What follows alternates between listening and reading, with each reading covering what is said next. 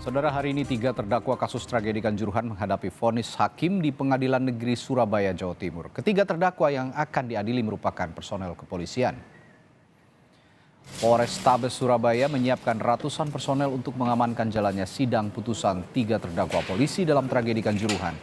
Selain itu, personel kepolisian juga dilarang untuk masuk ke dalam ruang sidang dan tidak melakukan aksi spontanitas selama jalannya sidang berlangsung. Para terdakwa adalah ex-Dangki 1 Brimopolda Jawa Timur, AKP Hasdarmawan, ex-Kabag Ops Polres Malang Kompol Wahyu Setio Pranoto, dan ex-Kasat Samapta Polres Malang AKP Bambang Sidik Ahmadi. Sebelumnya, jaksa penuntut umum menuntut 3 polisi terdakwa tragedi Kanjuruhan dengan hukuman pidana 3 tahun penjara.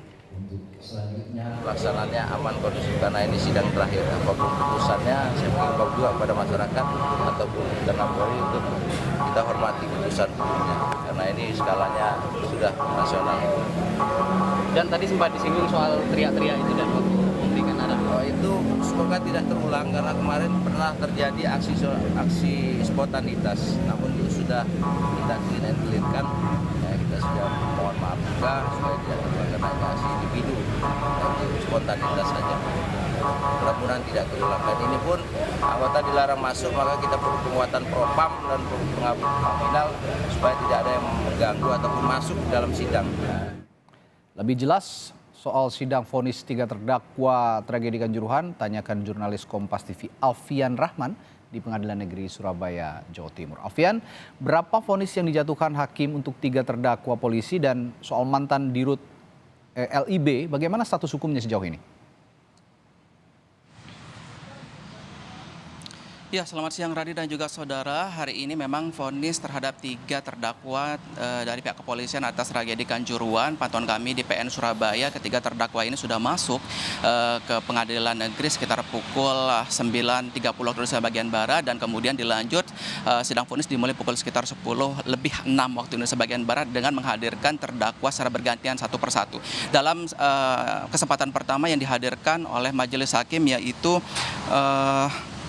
ex-Danki 1 Brimopolda Jawa Timur AKP Hasdarmawan, yang kemudian oleh Hakim Ketua Abu Ahmad Sidki Amsyah menyatakan Hasdarmawan terbukti bersalah melanggar pasal 359 KUHP dan juga pasal 360 KUHP, dan dituntut atau divonis begitu, diputus 1 tahun 6 bulan penjara untuk AKP Hasdarmawan sendiri.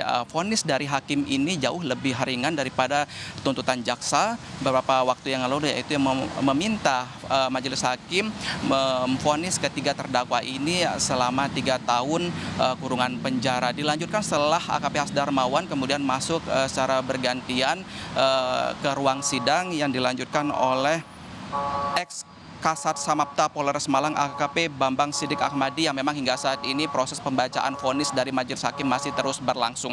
Sebelumnya majelis hakim sendiri memutus 2 orang tersangka lainnya dari sipil, yaitu Ketua Panpel Arema Abdul Haris dan juga Sutrisno, yaitu security officer, dengan masing-masing vonis penjara 1 tahun 6 bulan penjara untuk Abdul Haris dan juga 1 tahun penjara untuk Sutrisna. Dan juga memang sekali lagi ya, vonis dari hakim ini jauh lebih ringan daripada tuntutan jaksa untuk kedua terdakwa lainnya ini, yaitu 6 tahun 8 bulan penjara. Sementara untuk pengamanan sendiri sebanyak 254 personel kepolisian disiagakan oleh Polrestabes Surabaya, mulai dari perjalanan jaksa, terdakwa dan juga majelis hakim dari Bundaran Waru hingga menuju PN Surabaya, termasuk juga penjagaan ketat di area lingkungan ruang sidang, yang di mana pihak polisi juga tidak diperkenankan untuk masuk ke ruang sidang agar menjaga kondisivitas dari jalannya sidang sendiri. Untuk akses masuk menuju ruang sidang sendiri dari PN Surabaya menyiapkan hanya 1 gate pintu yang hanya bisa dilalui baik itu untuk pengunjung, keluarga korban maupun juga rekan media seperti kami. Selain itu, kita jika berbicara terkait mantan atau ex Dirut LIB Hardian Lukita.